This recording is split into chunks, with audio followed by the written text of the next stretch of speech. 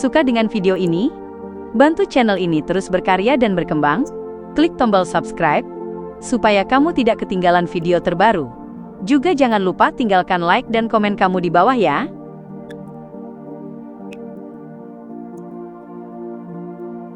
Darkwill tergeletak di tanah, sejenak lupa untuk bangkit. Pikirannya kosong. Sejak ia dewasa, ia belum pernah mengalami kejadian tersandung oleh dirinya sendiri. Setelah mengonsumsi ramuan, tubuhnya telah mengalami peningkatan sampai tingkat tertentu, membuat hal semacam itu semakin mustahil.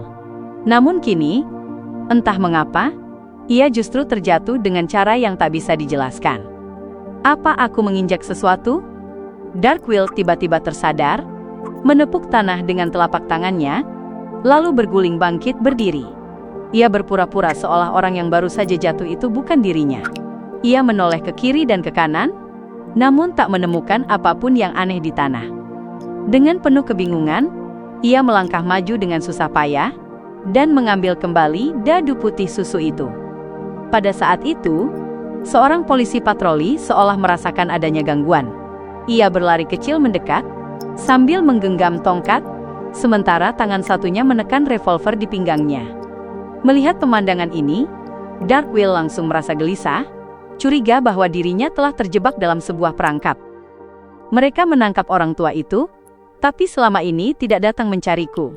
Apakah karena mereka diam-diam mengawasiku, dan menunggu aku menemukan petunjuk? Sekarang, setelah dadu aneh ini ada di tanganku, mereka mulai bergerak. Para Beyonder resmi datang untuk menangkapku. Darkwill refleks berbalik dan berlari, tetapi ia baru saja terjatuh cukup keras, membuat lututnya terasa nyeri. Untuk sesaat, ia hanya bisa berjalan. Melihat polisi patroli itu semakin mendekat, sementara dirinya tak mampu berlari, gambaran sebuah penjara bawah tanah langsung muncul di benak Darkwill. Lingkungan yang hanya diterangi cahaya lilin abadi, dikurung bersama para Beyonder yang terengah-engah seperti monster. Apa yang terjadi? Tanya polisi patroli itu dengan waspada, tetap menjaga jarak, sambil menekan revolvernya. Darkwill tiba-tiba merasakan ketakutan yang tak tertahankan. Pergelangan tangannya bergetar, dan dadu putih susu yang baru saja ia ambil kembali jatuh ke tanah, menggelinding beberapa kali. Kali ini, 6 titik merah menghadap ke atas. Menghadapi tatapan polisi itu, Darkwill menjawab dengan suara gemetar. Aku baru saja menginjak kulit pisang sialan dan jatuh. Begitu mengucapkannya, jantungnya seakan berhenti berdetak. Ini karena sama sekali tidak ada kulit pisang di tanah. Sialan. Aku terlalu gugup. Seharusnya aku bilang, kalau aku tersandung sendiri. Darkwill mengumpat dalam hati. Ia memutuskan untuk memanggil burung hantu yang bertengger di atap seberang, bersiap melakukan perlawanan terakhir. Polisi patroli itu meliriknya, dan terkekeh. Pastikan untuk memperhatikan langkah kakimu saat berjalan. Aku sempat mengira kau dirampok. Ia melepaskan tangan dari revolvernya, mengangkat tongkatnya, lalu pergi. Dengan linglung, Darkwill menatap punggung polisi itu yang semakin menjauh, membuka jarak darinya. Ia tak mengerti bagaimana polisi itu bisa begitu saja mempercayai alasannya yang penuh kesalahan. Ia menarik kembali pandangannya, dan menatap dadu putih susu yang tergeletak diam di tanah. Perlahan, ia mengerutkan kening. Aku bukan orang lone murni. Para polisi di sini tak perlu menjilatku. Mungkinkah semua ini berkat benda ini? Baik kejatuhanku yang aneh, maupun caraku yang janggal dalam meyakinkan polisi, semuanya karena ini? Apakah ini artefak tersegel penting yang selama ini dijaga guru? Darkwill segera menghubungkan berbagai petunjuk. Dengan hati-hati ia melangkah maju, mengambil kembali dadu itu, dan memasukkannya ke dalam kotak cincin yang sangat kecil. Di dalam kotak itu, dadu sama sekali tak punya ruang untuk menggelinding. Memberi isyarat pada burung hantunya, Darkwill mengambil salinan news report, menghentikan sebuah kereta sewaan, dan tertatih naik ke atasnya. Tujuannya, Red Theater. Kereta melaju dengan mulus. Karena senja mulai turun, lampu-lampu jalan yang berjauhan tidak terlalu menerangi area tersebut. Ia tidak terburu-buru mempelajari kotak cincin atau dadu di dalamnya. Ia dengan sabar menunggu sampai tiba di rumah. Setelah memasuki toko herbal dan naik ke area hunian di lantai 2, Ia menyalakan lampu dinding dan mengusir burung bodoh itu keluar dari kamarnya. Ia duduk di depan mejanya dan berulang kali memeriksa kotak cincin serta dadu putih susu itu. Akhirnya, ia mengeluarkan selembar kertas terlipat sepanjang 1 ruas jari dari dasar kotak cincin. Darkwill menarik napas tanpa suara dan cepat-cepat membuka kertas itu, lalu mendapati 3 paragraf tulisan dalam bahasa Vesak kuno. Jika aku tidak muncul 3 hari setelah waktu yang telah ditentukan, maka aku pasti telah dikhianati dan ditangkap. Karena itu, jangan mencari bantuan dari anggota Life School of Thought lainnya. Ini karena aku tidak bisa memastikan siapa pelakunya. Hal itu akan membawa bahaya besar bagimu. Hanya ada satu hal yang perlu kau lakukan. Bawa dadu ini ke Pulau Orafi dan serahkan kepada penjaga lonceng, Carnot, di kota pelabuhan. Guruku, Ricciardo, bersembunyi di sana. Urusan selanjutnya akan ditangani olehnya. Jangan khawatir, aku akan membocorkan rahasia ini. Begitu aku selesai menulis surat ini, semua ingatan terkait akan benar-benar lenyap. Aku bahkan tak akan ingat pernah memiliki murid sepertimu sampai aku diselamatkan. Ingatlah, sebisa mungkin jangan menggunakan dadu ini. Ia memiliki karakteristik hidup. Semakin sering kau menggunakannya, semakin mudah ia terbangun. Ia akan menggelinding sendiri ketika kau tidak mengawasinya, bahkan tanpa ruang sekalipun. Saat ia berada di angka 1, percayalah padaku, kau akan mengalami sesuatu yang lebih buruk daripada kematian langsung. Karena hampir semua yang kau lakukan akan berakhir dengan kegagalan, termasuk aktivitas di ranjangmu. Memang, dadu ini sangat berbahaya. Darkwill menghela napas tanpa sadar, lalu segera menyadari kebodohan yang telah ia lakukan karena niat baik. Demi menyelamatkan gurunya, Roy King, ia mengatasi sifat pengecutnya dan tetap tinggal di Bayam, bahkan mengirimkan permintaan bantuan kepada anggota Life School of Thought. Dan berdasarkan informasi ini, itu berarti ia sangat mungkin telah menjadi target orang yang mengkhianati Roy King. Kenapa kau tidak mengatakannya lebih awal? Tidak. Kenapa aku tidak pergi membeli dadu ini lebih cepat?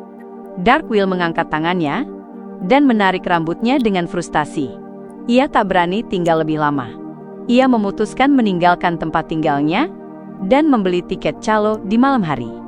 Keesokan paginya, ia akan berangkat ke Pulau Orafi, sebuah pulau di jalur antara Kepulauan Rorstad dan Pulau Toscarter. Jimat-jimatku, revolverku, peluruku. Darkwill cepat-cepat menghitung barang-barang yang bisa memberinya perlindungan, merasa khawatir akan lemahnya kemampuan tempurnya. Tiba-tiba ia mendapat sebuah ide, berjalan mondar-mandir, sambil bergumam, aku perlu menyewa pengawal. Pengawal? Siapa yang harus kusewa? Berapa banyak uang yang harus kuhabiskan?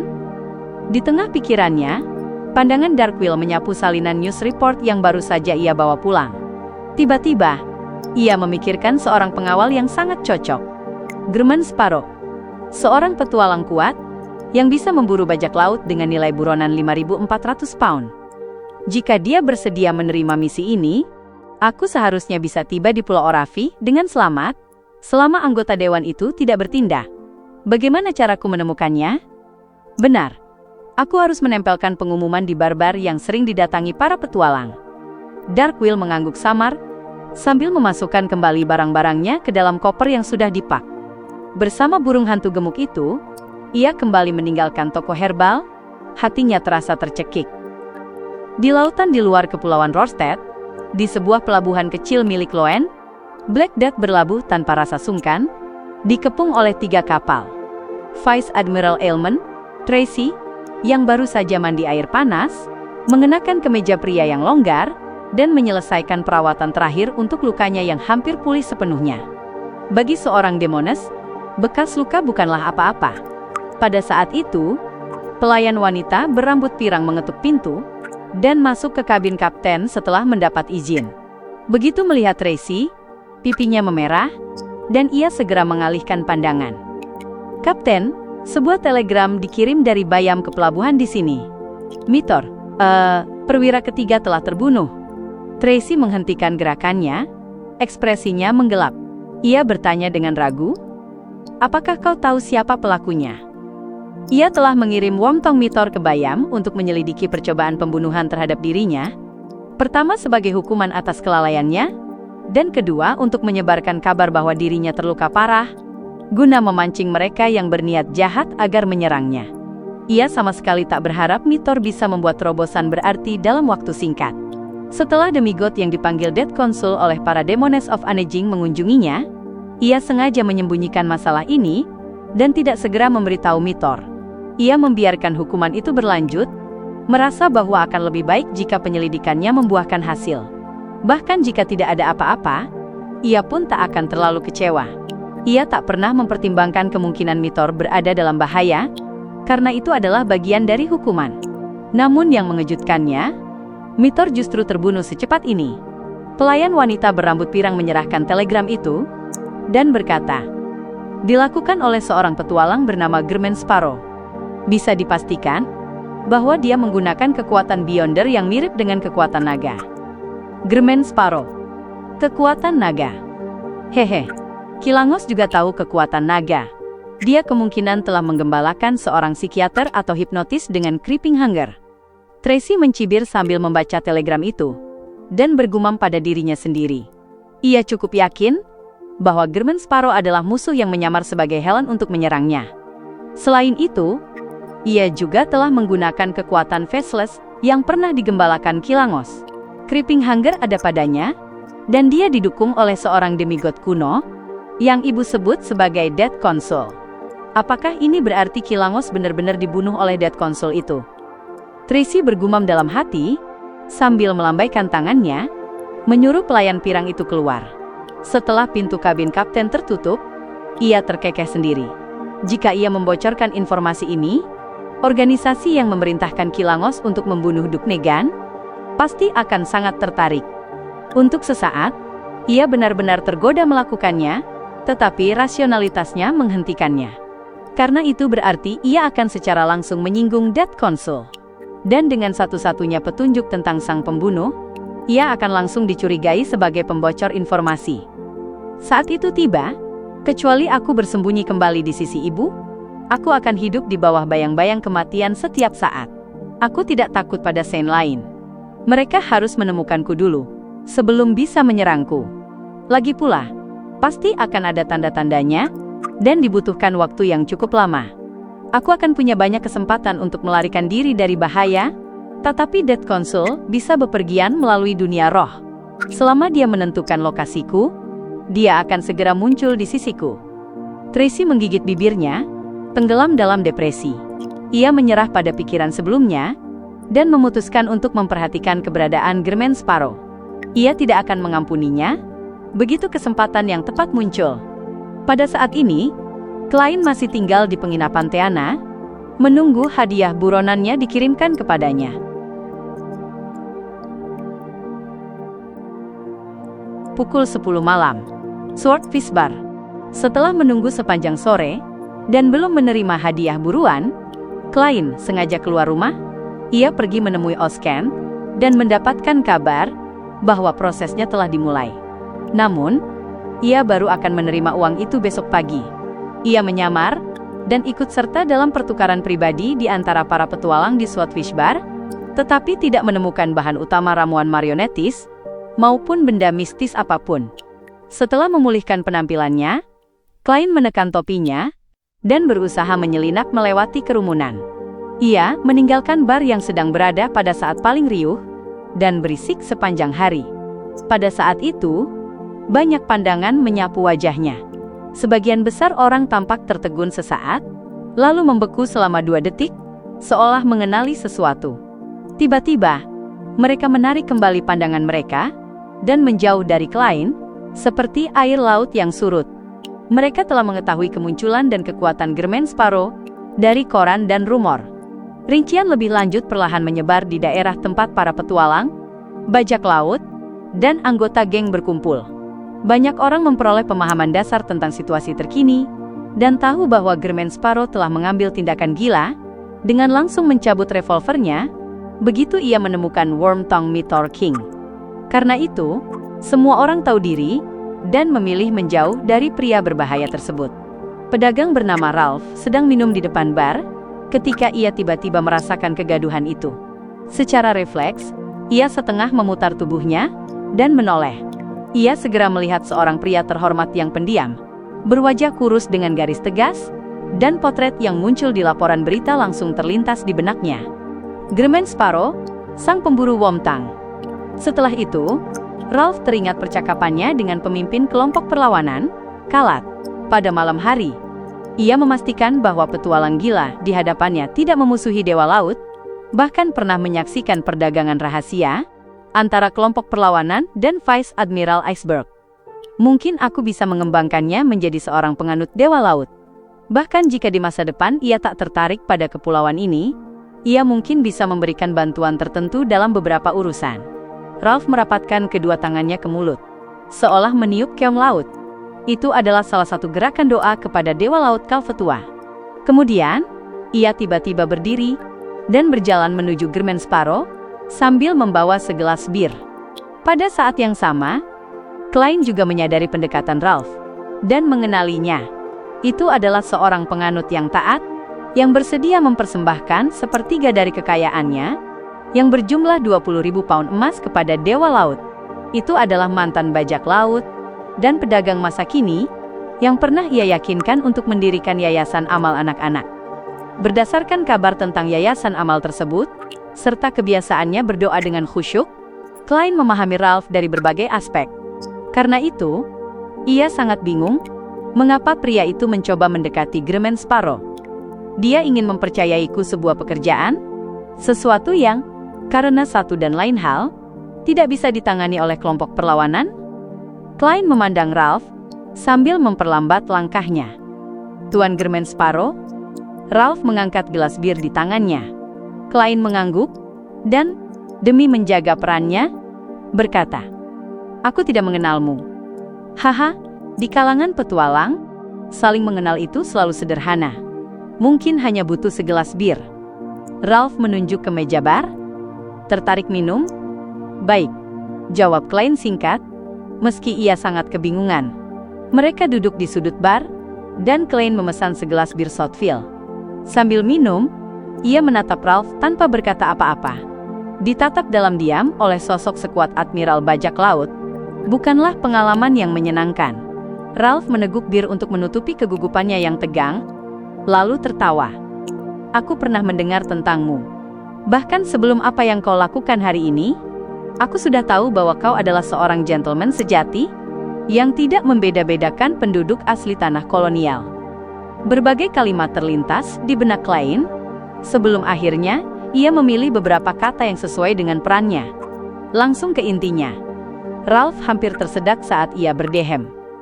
"Apakah aku mendapat kehormatan untuk memperkenalkanmu kepada dewa kami, penyelamat kepulauan, yang diberkati laut, Kalvetua? Seperti yang kau tahu, laut itu begitu luas.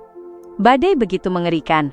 Tidak mungkin menjamin seseorang dapat mengatasi berbagai kesulitan di laut dan tetap hidup, bahkan bagi 4 raja. Kami membutuhkan seorang dewa yang dapat menanggapi doa dan memegang otoritas atas laut dan badai. Memperkenalkanku pada diriku sendiri, lalu menyuruhku percaya pada diriku sendiri." Klein menahan keinginan untuk menyentakkan sudut bibirnya, lalu menoleh dan berkata, "Aku lebih tertarik pada apakah kau memiliki benda mistis dengan daya serang yang kuat." Ralph menunjukkan senyum jujur. "Kami tidak punya. Namun, selama kau dengan khusyuk percaya kepada Dewa Laut, mungkin akan tiba suatu hari, di mana kau dianugerahi satu. Aku sendiri tidak punya. Jangan sembarangan membuat janji untukku." Klein langsung merasa geli sekaligus tak berdaya. Ia merasa percakapan ini tak bisa dilanjutkan. Maka, ia menghabiskan sisa setengah gelas bir Southfield-nya dan berkata, "Aku akan mempertimbangkannya." Ia hendak pergi ketika bartender tiba-tiba mendekat sambil memasang senyum terpaksa. "Tuan Germain Sparrow, seseorang mempercayakan sebuah misi kepadamu." "Apa itu?" Klein melirik Ralph. Menyadari posisinya, Ralph meninggalkan kursinya sambil membawa bir. Ia sudah sangat puas dengan hasil hari ini. Bagaimanapun, ia memang tidak berniat mengubah petualang gila itu menjadi penganut Dewa Laut dalam satu kali percobaan. Tujuannya hanya agar pria itu mengetahui kemungkinan tersebut dan mempertimbangkan untung ruginya. Setelah keheningan kembali menyelimuti sudut bar, bartender langsung berkata sambil tersenyum. Katanya dia seorang apoteker yang kau kenal. Dia punya misi untuk dipercayakan kepadamu. Jika kau tertarik, kau bisa menunggu di sini. Kami akan menghubunginya dengan metode yang telah disepakati sebelumnya. Seorang apoteker yang kukenal? Darkwill yang gembul itu? Darkwill yang memelihara burung hantu gemuk? Misi apa yang mungkin ia punya untukku? Menyelamatkan gurunya, Roy King. Itu bukan sesuatu yang akan kulakukan. Resikonya terlalu tinggi. Saat pikirannya berpacu, Klein memutuskan untuk terlebih dahulu mengetahui rincian misi tersebut. Baik. Hampir pukul 11 malam, Klein bertemu Darkwill yang tampak gelisah di ruang biliar 3 Swordfish Bar. Ia telah berganti pakaian menjadi jubah dukun yang cukup mencolok dan berdandan sebagai penduduk asli. Ia mengenakan kemeja taraba, celana longgar, dan jaket coklat. Sementara itu, burung hantu bermuka bulat itu bertengger diam di bahu kanannya, mengamati sang petualang dengan tatapan tajam. Rasanya sangat mirip dengan cara Nona Justice mengamati anggota klub tarot lainnya. Burung hantu ini mungkin benar-benar makhluk Beyonder. Seorang spektator, Klein membuat penilaian itu, sambil berkata dengan nada dalam dan tanpa perubahan ekspresi, "Misi apa yang kau maksud?" Ini. Apoteker gembul itu memasukkan tangan kirinya ke saku dan menggenggam erat kotak cincin. Aku akan pergi ke pulau lain. Haha, mungkin akan memakan waktu 3 hari. Karena beberapa perkembangan, aku mungkin akan menghadapi bahaya. Tentu saja, bisa juga tidak terjadi apa-apa. Singkatnya, aku butuh pengawal, dan menurutku kau adalah pilihan terbaik. Cara bicaramu terdengar seperti aku sebenarnya tidak begitu hebat. Hanya saja aku mengenal beberapa orang. Kau tidak sedang menyelamatkan gurumu, dan justru meninggalkan Bayam untuk mencari bantuan? Atau dia sudah diselamatkan, dan bahaya datang dari pengejaran militer? Klein merenungkan kebenaran di balik perkara itu, sambil dengan tenang bertanya, seberapa besar bahayanya? Bibir Darkwill bergetar saat ia berkata, Aku tidak yakin. Jika bahaya itu melebihi kemampuanmu, kau bisa langsung menyerahkanku kepada pihak lain. Ini akan menjadi janji yang kita buat sekarang. Itu tidak akan merusak reputasimu. Kalau aku tidak tahu bahwa mulutmu memang menyebalkan, aku akan mengira ini semacam provokasi. Klein berpikir, lalu berkata, imbalan apa yang bisa kau berikan? Darkwill sebenarnya ingin langsung memberikan jawaban yang telah ia pertimbangkan sejak lama, tetapi ia ragu sejenak. Ini karena urusan ini memang sangat berbahaya. Tanpa chip yang cukup, ia tidak bisa menggerakkan German Sparrow untuk menyetujuinya. Ia takut akan kemunculan anggota dewan, dan sebelum keadaan benar-benar putus asa, pengawalnya akan menyerah melawan. Inilah juga alasan mengapa ia harus menyewa sosok sekuat ini. Klein meliriknya dan berkata dingin, kau bisa mempertimbangkannya sebentar. Aku akan ke toilet. Beri aku jawaban saat aku kembali. Dengan itu, ia berbalik dan berjalan ke pintu. Menarik gagangnya, ia melangkah keluar. Cara ia merespons membuatnya tampak berpengalaman. Dengan sikap dingin dan tenang seorang petualang dan pemburu hadiah, tetapi sebenarnya ia tidak benar-benar memberi waktu pada apoteker gembul itu untuk berpikir. Ia hanya mencari kesempatan untuk pergi ke toilet dan melakukan ramalan di atas kabut abu-abu. Ini adalah kunci untuk menentukan apakah ia menerima misi tersebut. Begitu ia meninggalkan ruang biliar dan tiba di depan toilet, ia mengantre sebelum akhirnya mendapatkan bilik kosong. Saat masuk, ia mengernyit. Lingkungan yang kotor dan bau menjijikan membuatnya muak. Hampir saja ia berbalik dan pergi. Ia menahan rasa jijiknya, sambil menarik tuas siram dengan penuh rasa muak. Sambil menghela napas atas lingkungan yang buruk untuk ramalannya, ia melangkah 4 langkah kecil berlawanan arah jarum jam, dan memulai ritual. Di dalam ruang biliar, Darkwill dengan cekatan menutup pintu, setelah melihat punggung German Sparrow benar-benar menghilang. Ia bertanya pada burung hantu di bahunya, apakah dia akan mengkhianatiku? Tidak, gumam burung hantu itu. Selain itu, saat bertanya padaku, bersikaplah sopan. Panggil aku Tuan Harry. Lemak di wajah Darkwill bergetar. Tuan Harry, Menurutmu imbalan seperti apa yang akan dia terima? Aku tidak bisa menembusnya. Dia pandai menyembunyikan emosinya. Jawab burung hantu itu terus terang. Tuan Harry sialan. Tidak. Burung bodoh sialan. Darkwill mengumpat dalam hati sambil mondar-mandir, mempertimbangkan chip yang bisa ia tawarkan. Tak lama kemudian, Klein kembali ke ruang biliar 3 dan bertanya, "Sudah kau pikirkan?" Ia telah melakukan ramalan di atas kabut abu-abu, bahwa bahaya misi itu masih dapat diterima, dan kebetulan ia memang berencana meninggalkan Bayam untuk sementara waktu. 800 pound untuk 3 hari, ditambah persahabatan kami. Yang kumaksud adalah persahabatan guruku dan teman-temannya, kata Darkwill, tanpa percaya diri. Klein terdiam selama beberapa detik, lalu berkata, 1000 pound untuk 3 hari. Selain itu, organisasimu harus membantuku mendapatkan sebuah benda mistis dengan kemampuan ofensif yang kuat. Aku akan membayar tunai dengan harga yang wajar. 1000 pound. Bagaimana mungkin aku punya sebanyak itu? Darkwill ragu sejenak sebelum berkata, aku akan membayar uang muka 300 pound. Sisanya akan dibayar oleh orang yang kucari saat kita tiba di tujuan. Ia berencana meminta guru dari gurunya untuk membayar sisanya. Klein sedikit mengangguk dan berkata, sepakat.